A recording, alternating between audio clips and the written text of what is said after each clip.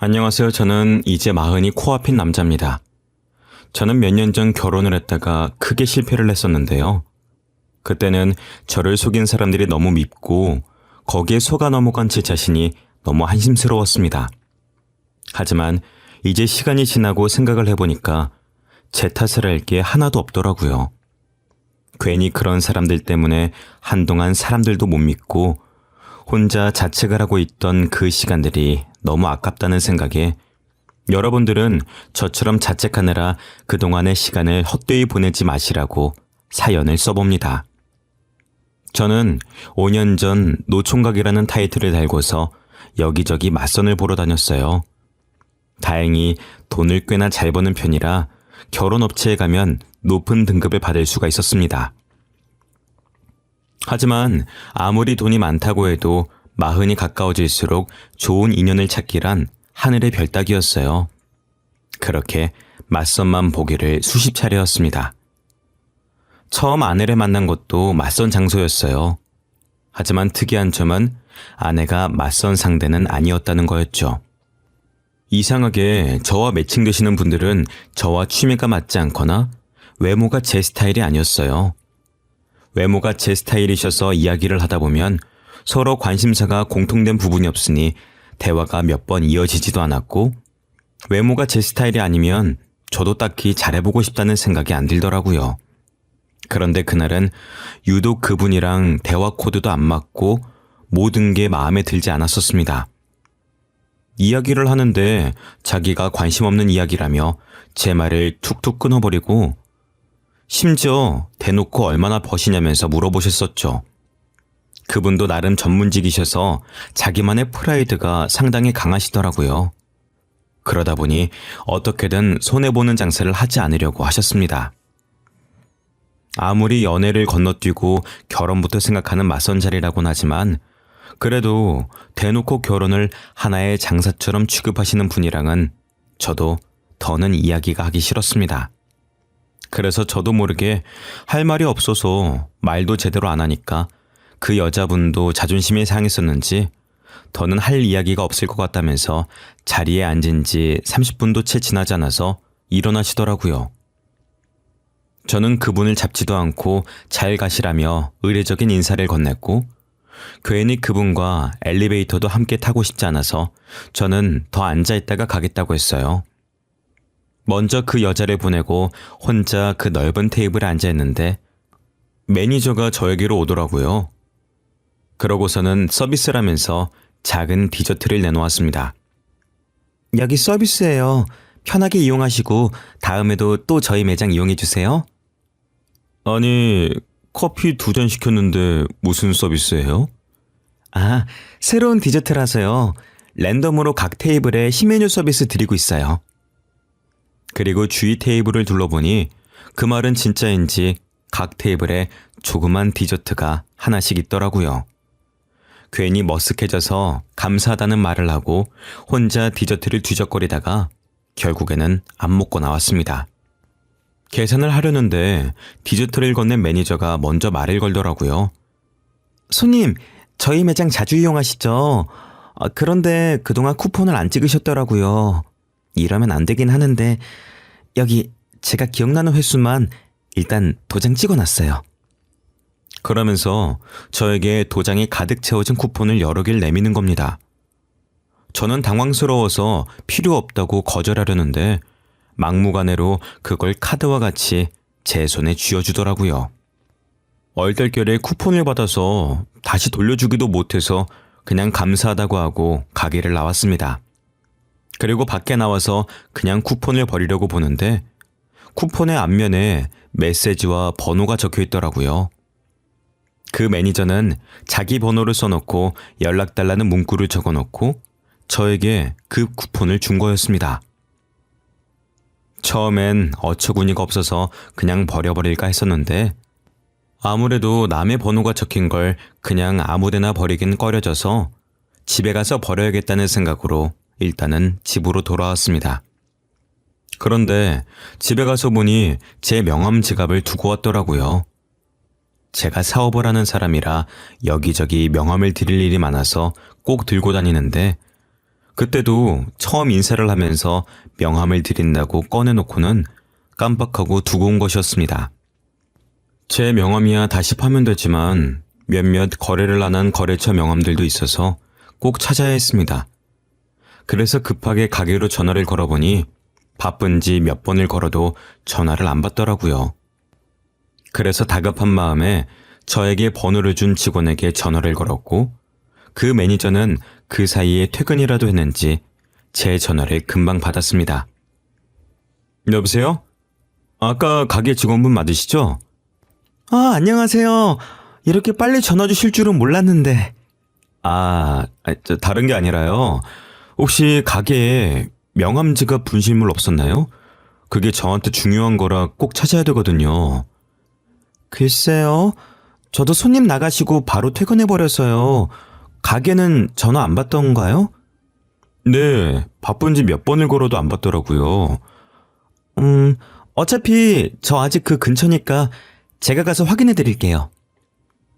다행히 가게 소파에 끼어서 아무도 발견하지 못하고 있었던 제 명함 지갑은 되찾을 수가 있었고 한시름 마음이 놓이고 나니 그 직원에게 미안한 마음이 들기 시작하더라고요. 이미 퇴근까지 한 사람을 다시 출근하게 한 거나 마찬가지였으니까요. 미안한 마음에 사례라도 하겠다고 하니까 냉큼 밥을 사달라고 하시더라고요.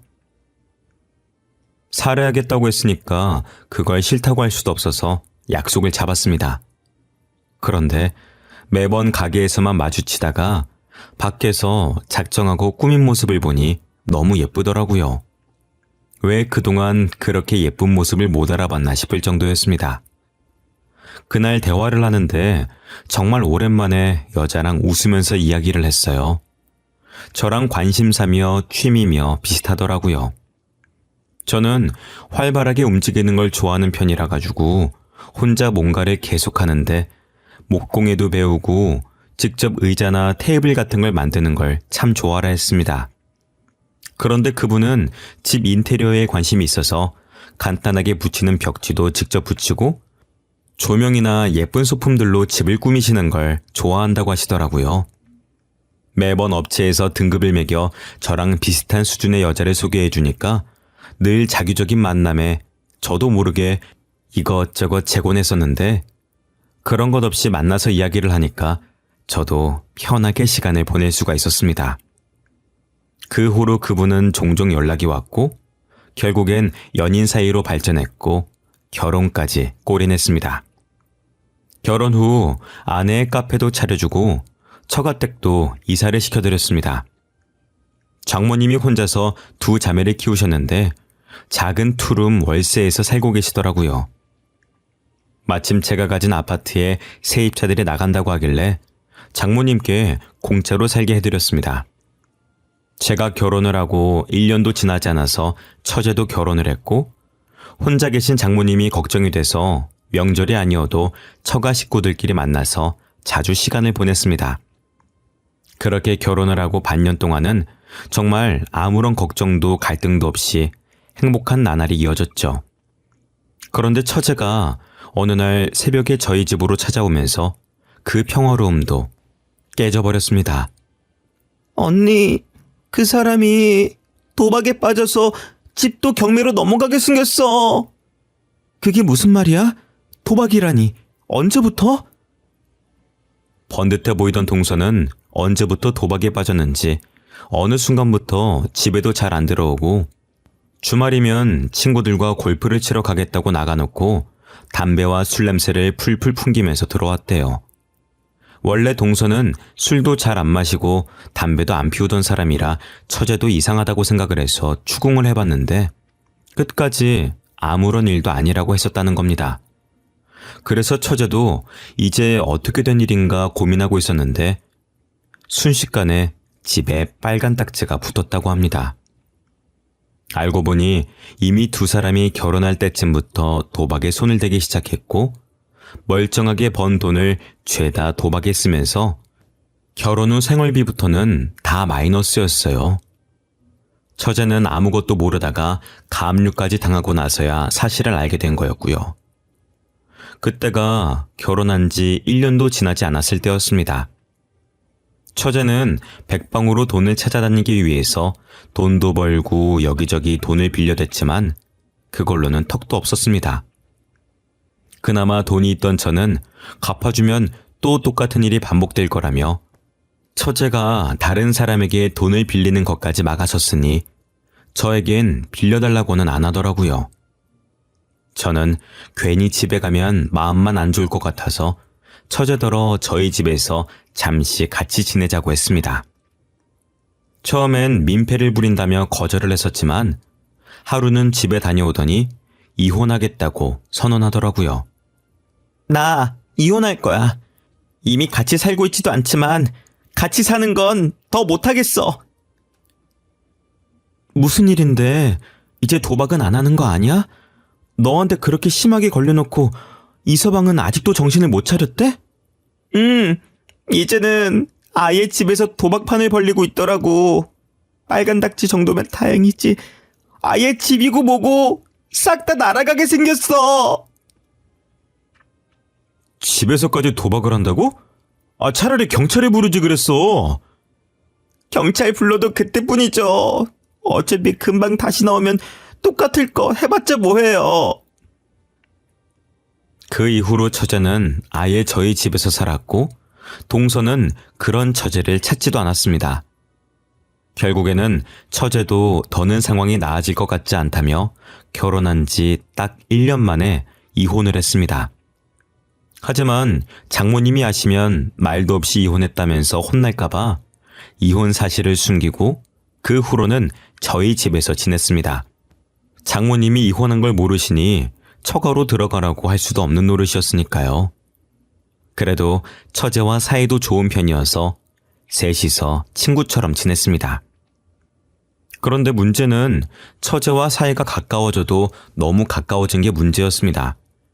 아내가 없을 때면 그냥 오빠라고 부르면서 팔짱을 끼기도 하고 제가 출근할 때 아내가 뽀뽀를 해주면 자기도 보고 있다가 똑같이 하려고 하는 장난을 치는 바람에 놀라서 다급하게 현관문을 벗어난 게 하루 이틀이 아니었습니다. 처음에는 장난인 걸 알고 있으니까 저도 웃으면서 안 된다고 했었지만 갈수록 그 정도를 모르고 선을 넘기도 몇 차례였습니다. 하루는 제가 씻고 수건을 깜빡하고 안 가져와서 아내에게 가져다 달라고 했어요. 그런데 아내가 잠깐 밖에 나갔었는지 처제가 수건을 가져다 주면서 제 손을 잡더니 놔주질 않는 겁니다. 뭐 하는 거야? 이렇게 문 계속 열어놓고 있으면 추워. 수건을 줬으면 물기는 닦게 해줘야 될 거 아니야. 손 하나 남았잖아요. 하나 남은 걸로 닦고 나와요. 옷도 입어야지. 이러고 어떻게 옷을 입어? 왜요? 안 입고 나와도 괜찮아요. 가족끼리 뭐 어때요? 그렇게 한참의 실랑이를 벌이다 제가 점점 짜증이 섞인 투로 이야기하자 그제서야 알겠다며 제 손을 놔줬습니다. 그것뿐만이 아니라 제가 주방에 있으면 백허그를 하는 건 물론이고 제가 소파에 앉아 있으면 무릎 베개를 해달라며 제 무릎 위에 머리를 대기도 했습니다. 처음엔 아내도 아무것도 모르고 그냥 장난인 걸로 알고 넘어갔었어요. 그런데 날이 갈수록 아내 앞에서도 심해지니 점점 아내도 기분이 나빠 보였죠. 하루는 아내의 카페 직원이 일이 생겨서 아내가 하루 종일 혼자 카페를 봐야 했었습니다. 저는 아내를 기다리다가 안방에서 그만 잠이 들어버렸고 잠결에 제 옆에 누군가 누워있는 것 같아 아내인 줄 알고 껴안고 잠에 들었습니다.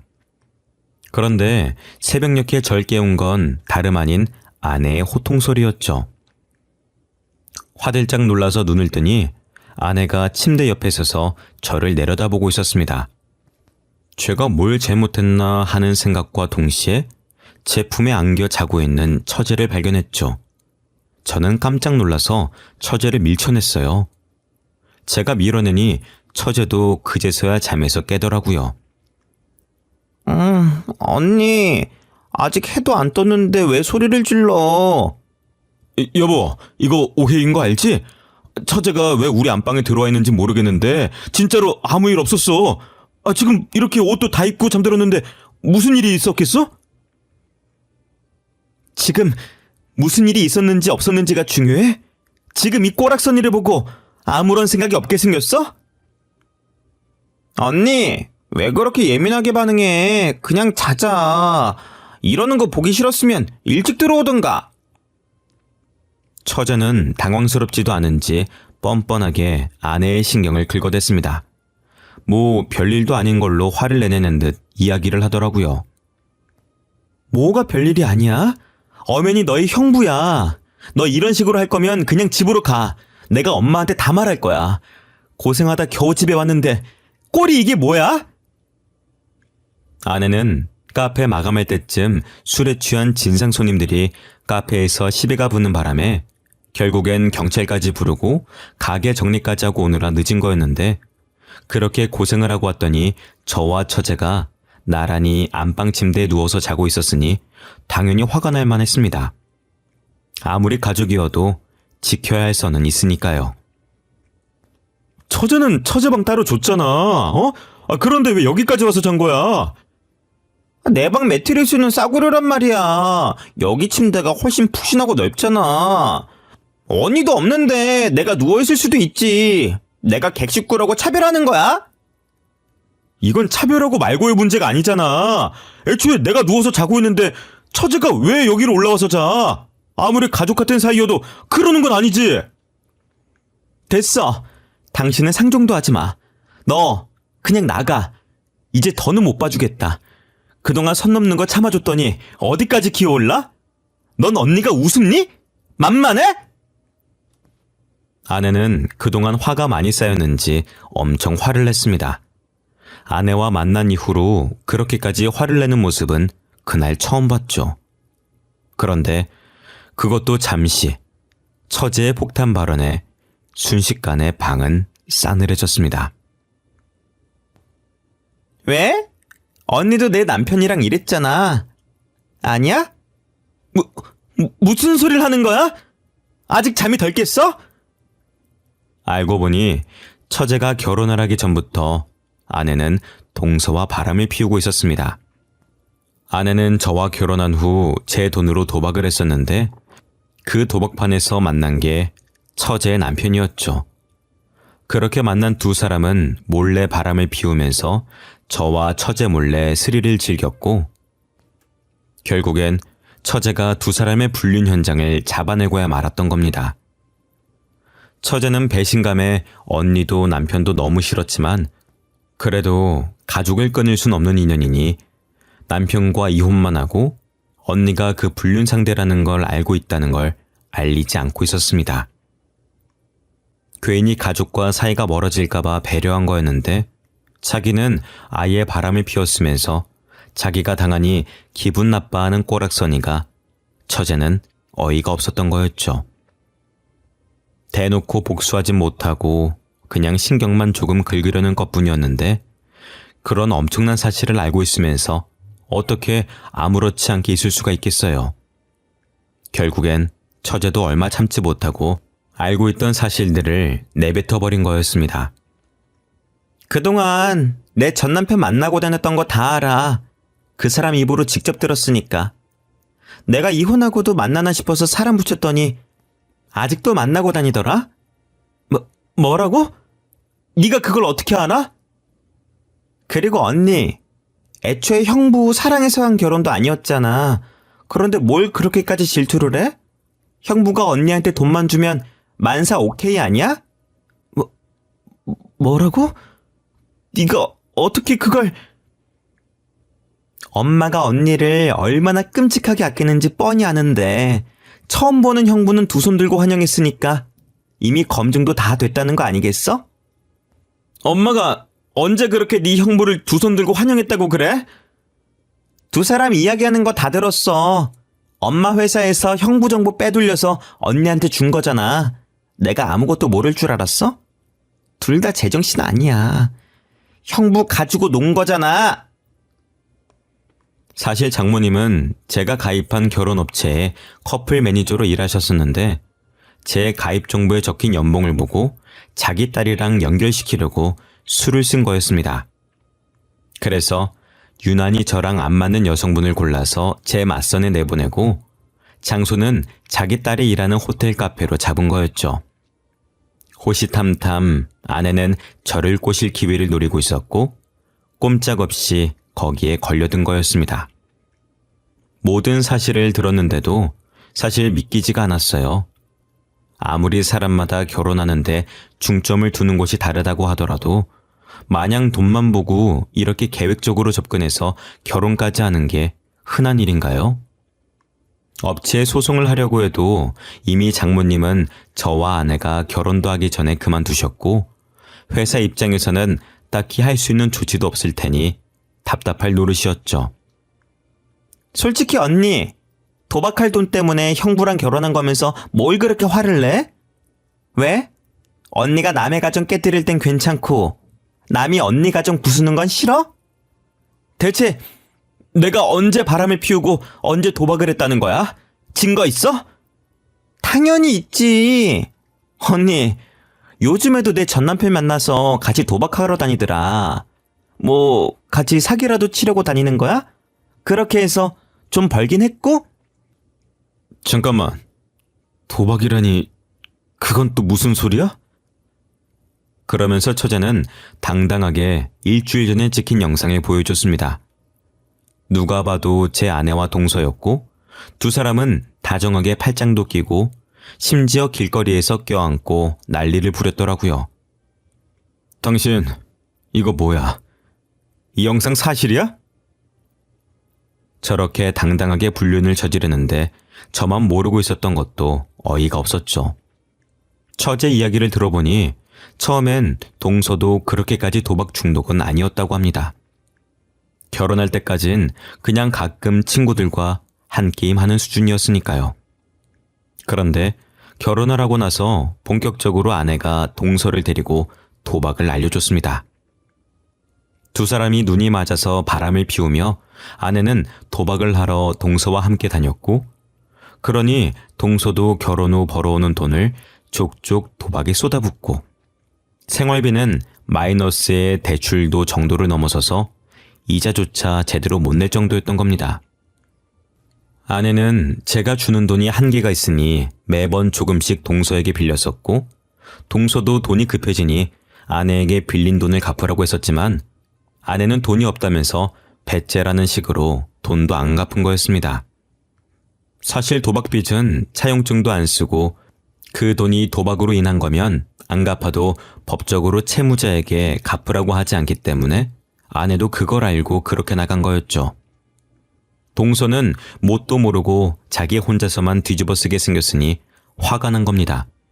그래서 처제에게 모든 사실을 알리고 너희 언니가 빌려간 돈이니 처제라도 그 돈을 갚으라고 하면서 처제가 모든 사실을 알게 된 거였습니다. 동서도 멍청하게 그 도박을 제 아내 때문에 빠졌다고 하면 언제부터 둘이 그렇게 가까웠냐부터 분명히 다른 의심들도 따라올 수밖에 없는데 그걸 자기 입으로 말해서 결국엔 두 사람이 바람을 피웠다는 사실도 다 드러나 버렸던 겁니다. 언니만 아니었어도 내 인생 이렇게 안 꼬였어. 전 남편도 언니만 아니면 도박에 그렇게 빠지지도 않았을 거고 내 결혼 생활도 멀쩡했을 거야. 그게 왜 다 내 탓이야? 네가 남자를 잘못 고른 탓이잖아. 억울하면 너도 바람이라도 피우지 그랬어? 아, 그래서 지금 너희 형부한테 이러는 거야? 그래, 일부러 그랬어. 지금까지 언니는 내 모든 걸 뺏어갔잖아. 엄마 사랑도 남편도 내 가정도. 그래도 언니니까 참아보려고 했어. 근데 왜 난 언니 거에 손도 못 대? 다 네가 못나서 그런 거지. 왜 내 탓을 해? 당신, 내가 알던 사람 맞아? 바람 피운다는 사실을 어떻게 그렇게 내 앞에서 당당하게 해? 당신한테 미안하게 됐어. 근데 내가 당신의 빚더미에 앉힌 것도 아니고 그렇다고 우리가 그렇게 사랑으로만 결혼한 사이도 아닌데 그렇게까지 미안해야 할 일이야 이게?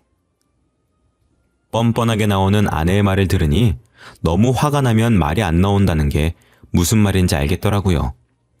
사랑만으로 한 결혼은 아니지만 그렇다고 사랑하지 않는 것도 아니었고 부부간에 최소한 바람을 피우던 사실이 걸렸으면 부끄러움이라도 느껴야 하는 게 정상이잖아요. 그래, 그러면은 당신이 그동안 도박할 때 쓴 돈, 그 돈 내 돈. 내놓고 이혼해. 내가 돈이 어딨다고 그 돈을 줘. 난 돈 없어. 그래.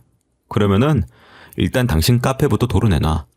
그리고 장모님이 사시던 집 거기도 나가셔야지. 이제 사위 집이 아닌데 공짜로 살게 해드릴 순 없지. 어차피 거기 4명이잖아. 이미 내 건데 내가 왜 그걸 도로 줘야 되는데? 엄마 집도 어차피 전세 계약했잖아. 계약서가 있는데 그게 마음대로 돼? 아내는 뭐가 그리 자신만만한지 당당하게 나오더라고요. 장모님이 저희 집에 들어오시면서 원래 가지고 계시던 전세금을 빼서 계약금으로 거셨었거든요. 그걸 믿고 아내도 당당하게 나오는 거였죠. 그 이후로 여러 방법을 알아봤지만 그냥 전세 기간이 끝날 때까지 기다리는 게 가장 깔끔한 방법이더라고요. 중간에 제가 내쫓아낼 방법도 없었고요. 결국 찜찜한 채로 손해를 보고 있어야 된다는 거였죠. 일단 이혼이라도 하자는 생각으로 서류를 접수했었는데 처제가 찾아왔습니다. 형부, 이혼하지 말고 위자료 소송을 해요. 위자료는 무슨 위자료요? 상간남 위자료 소송이요. 두 사람 뻔뻔하게 아직까지 만나고 있어요. 몰랐죠? 처제의 이야기를 들어보니 상간남 위자료 소송을 몇 번이고 할 수 있더라고요. 위자료를 내고도 계속 만나면 또 소송해서 또다시 받아내면 되니 그렇게라도 자기 복수를 대신해달라고 하더라고요. 처제의 이야기를 들어보니 처제가 왜 그렇게까지 복수를 하고 싶어 하는지도 알 것 같았습니다. 장모님은 어렸을 적부터 예쁘장한 언니한테만 투자하면서 좋은데 시집 보낼 거라며 처제한테는 신경도 안 쓰고 필요한 돈도 잘 안 줬다고 하더라고요. 아무래도 커플 매니저를 하시다 보니 좋은데 시집 보내시려고 이것저것 하신 것 같았습니다. 그런데 장모님이 아내만 예뻐하니 아내도 대놓고 처제를 무시했었고 처제는 그래도 가족이라는 생각에 꾹 참아왔었다고 해요. 그런데 결국엔 이 일이 터지고 나서도 장모님은 일을 왜 이렇게 크게 키우냐면서 처제에게 언니 결혼 생활까지 망치니 속 시원하냐면서 오히려 처제를 혼냈다는 겁니다. 그 이야기를 듣는데 어떻게 제정신이 아닌 사람들 속에서 버틴 건지 대단해 보일 정도였어요. 그래도 덕분에 아내와 이혼하지 않고 몇 번에 걸쳐서 상간남 소송을 걸었습니다. 그동안 개인회생 신청도 해서 빚도 많이 청산됐더라고요. 그래서 숨 쉴 틈 없이 위자료를 받아냈습니다. 학습 효과도 없는지 아니면 다시는 안 걸릴 거라고 생각하는지 몇 번을 소송을 해도 꼭 몰래 만나다가 다시 걸리더라고요. 동서도 참 그동안 그 여자한테 뜯긴 돈이 얼만데 아직도 만나고 있는 걸 보니 끼리끼리 잘 만났다 싶었습니다. 그렇게 몇 번에 걸쳐서 위자료를 뜯어내고 전세계약 기간의 만료가 다가오자 저도 이혼을 준비했습니다. 문제는 아내 명의의 상가가 문제였었죠. 다행히 건물 계약을 할 때 제 통장에서 이체를 했었고 그걸 증거로 상가가 제 돈이라는 걸 증명했습니다. 거기다 아내가 그동안 불륜을 저지른 것부터 도박을 했던 것까지 하나하나 따지고 보니 재산 분할은커녕 아내도 저에게 위자료를 줘야 되더라고요. 결국엔 아내는 저에게 있는 돈을 탈탈 털어서 위자료를 줘야 됐고 순식간에 아무것도 없이 길바닥에 나 앉아야만 했습니다.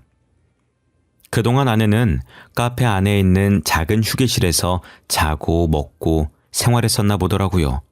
그런데 그것마저 빼앗겨버리니 자신만만하던 태도도 순식간에 180도 바뀌었습니다. 아무리 그래도 이건 아니지. 꼭 이렇게까지 해야 해? 뻔뻔한 것도 정도가 있어야지. 그동안 가게 안 뺏고 있어준 것만으로도 감사해야지. 간통죄 폐지만 아니었어도 콩밥이나 먹게 하는 건데. 그동안은 이혼도 안 하고 살았잖아. 그냥 이혼하지 말고 이대로 살자. 어? 누구 좋으라고 그래? 그동안 봐줬었는데 넌 왜 학습 능력이 없니? 내가 그 카페를 순순히 넘겨줄 줄 알았어? 멍청하긴. 다시는 보지 말자, 어? 카페마저 빼앗기면 더는 도박이 문제가 아니라 정말 먹고 사는 게 문제일 테니까요. 하지만 이제 그런 것도 제 알바가 아니니 제 바지가랑이를 붙잡고 늘어지는 아내를 밀어냈습니다. 처제는 이혼을 하고 난 후로도 종종 연락을 하긴 하는데 결국엔 둘 다 돈이 없으니 이제는 만나지도 않는다고 하더라고요. 참 그 이야기를 들으니 우습기 짝이 없었습니다. 만나면 안 될 사이일 땐 그렇게 만나대더니 결국엔 서로가 서로에게 빨대만 꽂으려고 했던 거죠.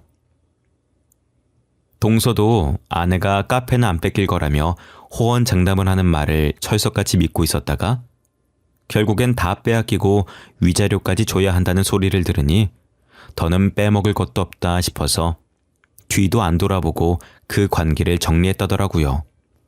고작 저렇게 될 관계에 2년이나 소송을 하면서 시간을 허비한 게 아깝기도 합니다. 이제는 아쉬운 마음이 생겼는지 아내가 틈만 나면 저에게 돈을 빌려달라고 연락이 오더라고요. 전화를 받으면 자기가 쫓기고 있어서 그런데 얼른 1,000만 원만 보내달라는 말을 하는데 제가 그걸 왜 보내주겠습니까? 그냥 어디로 보내면 되냐며 물어만 보고 안 보내고 있습니다. 분명 도박하다 진 빚일 텐데 그걸 또 뻔뻔하게 저한테 연락하는 꼴도 우습습니다. 매번 공중전화로 전화를 걸어와서 차단도 못 해놓긴 하지만 이제는 지난 날은 다 잊고 새롭게 출발해 보려고 합니다. 도박이나 불륜은 먼 이야기인 줄로만 알았는데 이렇게 제가 겪으니 배신감에 치가 떨립니다.